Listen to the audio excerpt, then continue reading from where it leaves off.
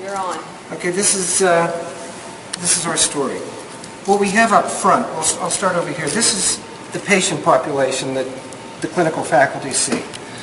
And they're unhappy at this point in time. The ones in the back are unhappy. The ones up front are pushing up daisies. They're not going to come back. The unhappy ones aren't going to come back. Over here we have a provider or a provider assistant who doesn't have the tools. He's willing to work, they're willing to work, but they don't have all the tools. You can see it's the truncated torso, they have no legs. This portion of our story begins to tell about the chaos and the problems that we face that just we don't seem to be able to get around. Ordinary, everyday issues that confront us continuously, that are always there, that we lose sleep over because it takes time and it wastes our time. And nothing costs us more in terms of dollars than wasting our time. We move over here, we see a gap in the, what's that? Patients being able to access. Okay, there are gaps in patient access to our physicians. However, with those being the deficits, we have significant strengths. We have an ability to fight fires. When things come up, we're very much a group of problem solvers.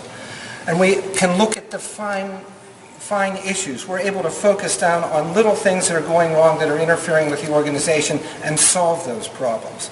You can see the theme from two of us. We're both putting out fires. Now, we get to the interconnectivity. To try to solve these things, to use our problem solvers, we have to have this interconnected air traffic control-like system working with a number of different issues.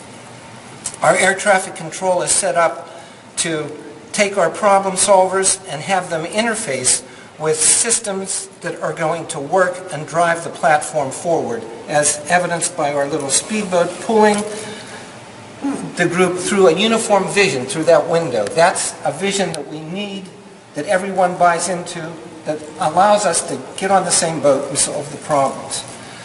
At the rear, we have everyone again working through our sort of air traffic control system to work together to solve the problems, to enable us to build a better mousetrap that leaves our patients going through the clinics, being treated, leaving, and ending up seeing the flowers, being happy when they leave our organization. And we're going to make a movie of this shortly. Like right now. Yeah, oh yeah. The tower is brown for a reason. That's the crappy issues we deal with on a day-to-day basis. I don't get it. Here, and there's real good communication, and then the physician is able to see the patients. Look at them, so efficient, and there they go. Okay, so now I have a question. The better mousetrap. So what exactly is the better mousetrap? What is it?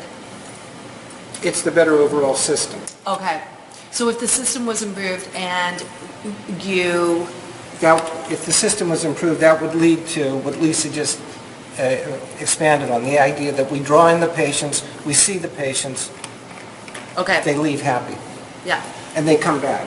Well, it's also a way of thinking. Okay, thank that you. Everything that we're doing is about getting to a better mousetrap.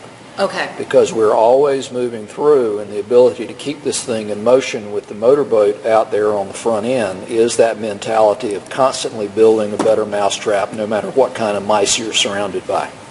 Okay. And what does the speedboat represent, and what powers the speedboat? Howard has a set of What's the fastest time? Yes, it's a fountain.